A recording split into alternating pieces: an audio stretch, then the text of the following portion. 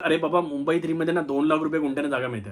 पण ह्या जागा कुठे मिळतात? कुठची गोष्ट स्वस्त मिळत असेल तर ती जरा ना 10 वेळा चेक करूनच घेतली पाहिजे. तर तसाच काहीसा प्रकार आहे. आता ही जी मुंबई 3 आहे तर याच्यामध्ये 125 गाव आहेत.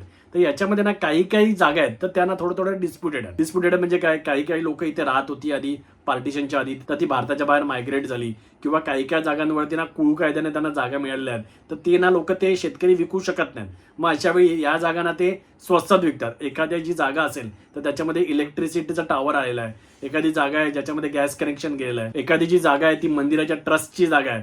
तर अशा ज्या जागा आहेत ना ज्याच्यामध्ये ना डिस्प्युटेड लँड तर त्या तुम्हाला 2 लाख रुपये गुंठ्याने मिळतात. त्याचबरोबर जर तुम्ही एखादी जागा बघताय जी मध्ये गेली आहे किंवा वेटलँड मध्ये आहे, ओके, सो तिथे काही डेव्हलपमेंट होऊ शकत नाही, तर अशा जागा तुम्हाला अजून स्वस्तामध्ये मिळतात. तर या 2 लाख रुपये गुंठ्याने तुम्हाला मिळून जातात. तर त्याच्यामुळे तुम्ही जर मुंबई 3 मध्ये उद्या जागा परचेस करताय तर त्यामुळे या गोष्टी तुम्हाला सगळ्या बघून घ्याव्या लागणार आहेत, की बाबा तुम्ही जी जागा घेताय ती नक्की घेताय कुठे, ती अर्बनायझेबल झोन 2 मध्ये आहे का, की ती एखाद्या वेटलँड मध्ये गेली आहे, ग्रीन झोन मध्ये गेली आहे. ग्रीन झोन मध्ये तुम्ही जागा घेतली तर तुम्ही करणार काय, तिथे तुम्ही शेतीच करू शकता. तिथे काही डेव्हलपमेंट अशी होऊ शकत नाही. त्यामुळे तुम्हाला मल्टीफोल्ड रिटर्न्स तुम्हाला ऑब्व्हियसली नाही मिळणार आहेत.